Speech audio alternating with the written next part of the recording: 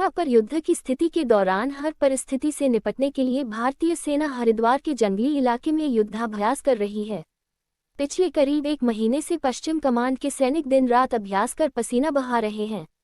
हिमालय क्षेत्र में युद्ध की स्थिति में अपनी दक्षता परखने के लिए ये सैन्य अभ्यास किया जा रहा है, जिसे रैम प्रहार का नाम दिया गया है। हरिद्वार में झिलमिल झील फॉरेस्ट रेंज इलाके में गंगा की नील धारा के पास भारतीय सेना के टैंक, हेलीकॉप्टर और हवाई जहाज़ों की गड़गड़ाहट की आवाज़ जंगल के शांत वातावरण में गूंज रही है। मीडिया से रूबरू हुए लेफ्टिनेंट जनरल मनोज कटियार ने कहा कि ट्रेनिंग और प्रशिक्षण के जरिए भारतीय सेना सभी इक्विपमेंट के इस्तेमाल की अपनी दक्षता को बढ़ा सके, इस उद्देश्य से रैम प्रहार युद्धाभ्यास किया जा रहा है। उन्होंने कहा कि अगर दुश्मन अपनी हरकतों से बात नहीं आता है तो ऑपरेशन सिंदूर की तरह भारतीय सेना मुंहतोड़ जवाब देने में सक्षम है।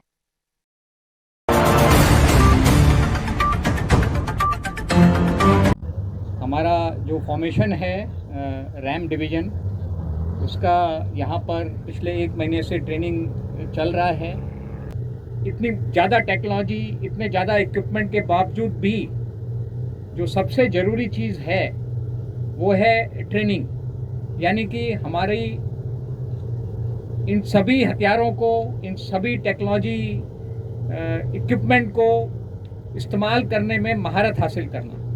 और यहाँ पर जो एक्सरसाइज हो रही है, जो आपने देखा, वो उसी का एक हिस्सा है कि किस तरीके से हम जो हमारी कैपेबिलिटी है उसको अपनी ट्रेनिंग के जरिए और बढ़ा सकें। और जो टास्क हमें मिला है, और ये टास्क बहुत महत्वपूर्ण है। आप सब लोग जानते हैं कि ऑप सिंदूर में हमने दुश्मन को बहुत क्षति पहुंचाई थी, बहुत नुकसान पहुंचाया था। पर